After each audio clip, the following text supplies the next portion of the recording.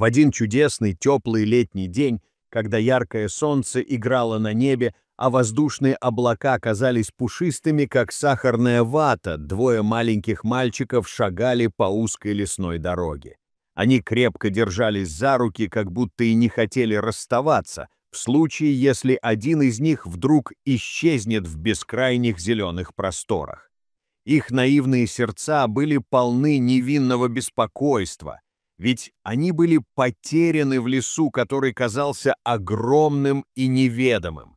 Этот лес был для них как будто другой мир, полный загадок и удивительных явлений. Их отец, человек, в прошлом добрый и заботливый, все чаще стал проявлять холодность и дистанцию. Дети не понимали, почему так происходит. Утром он посадил их в свою черную машину, и они с надеждой во взгляде полагали, что отправляются на очередную увлекательную семейную прогулку.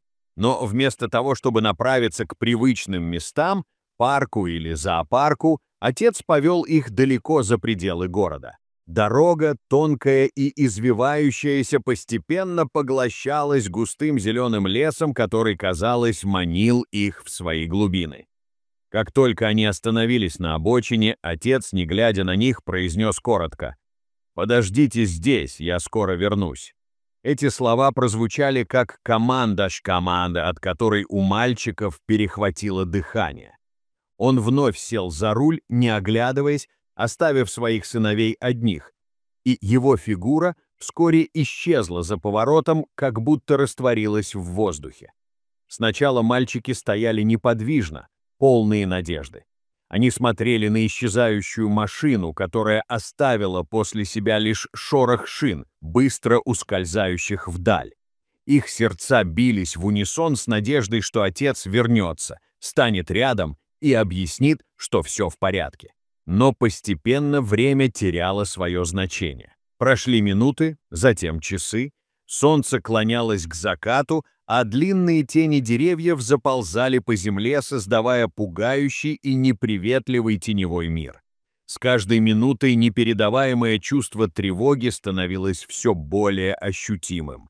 Они звали его, кричали его имя, их голоса эхом разбивались о старые деревья, возвращаясь к ним как насмешка судьбы. Страх, как холодный ветер, проникал в их души, обвивая их, как старая потертая кофта. Лес вокруг становился все более глухим и словно зловещим, навевающим чувство одиночества и безысходности. Темные силуэты деревьев сливались в один сплошной массив, заполняя пространство вокруг, как стена, не дающая прохода. Холод пронизывал легкие, несмотря на легкие футболки, и маленькие ножки начинали дрожать от усталости. Они не знали, что делать и куда идти. Вдруг, когда они почти потеряли надежду, из густоты деревьев появилась она, белоснежная лошадь. Она стояла как бы в следах лучей заходящего солнца, окруженная аурой света и доброты.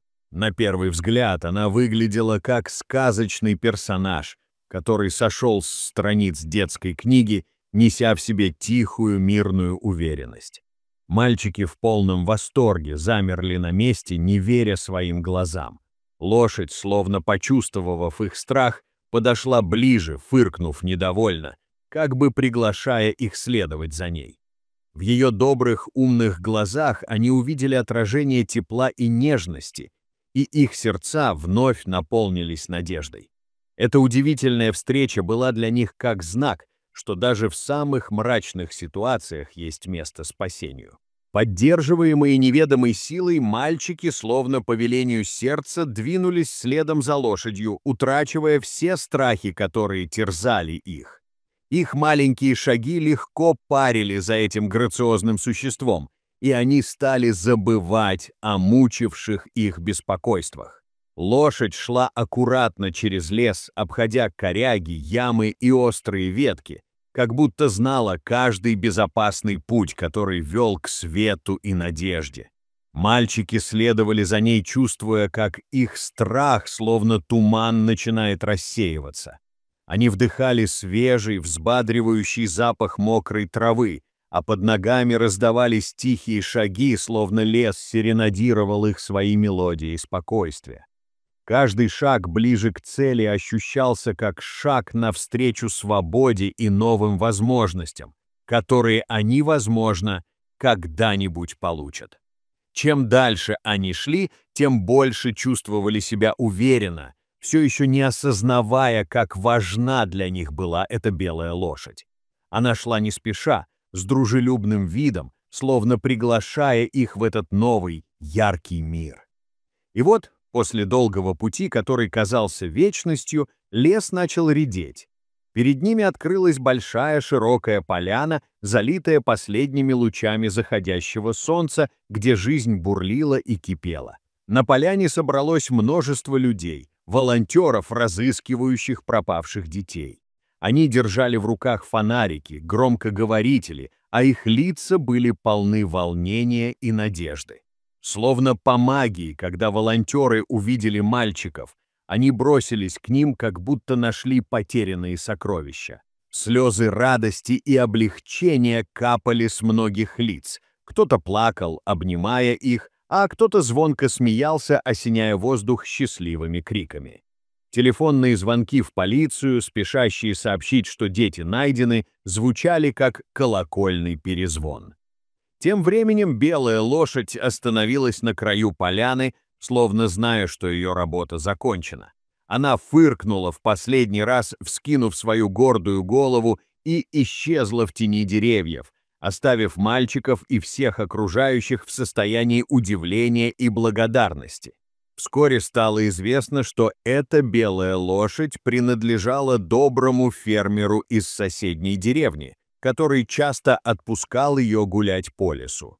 Она прекрасно знала все тропинки и секретные дороги, проложенные временем. Но никто не мог объяснить, почему именно в тот момент, когда мальчики так отчаянно нуждались в помощи, она выбрала именно их. Отец мальчиков был найден, и его действия были осуждены обществом. Ему предъявили обвинение в жестоком обращении и оставлении детей в опасности. Но это был лишь след, который не мог затмить жажду спасения, которую испытывали дети. Мальчики больше никогда не вернулись к своему отцу.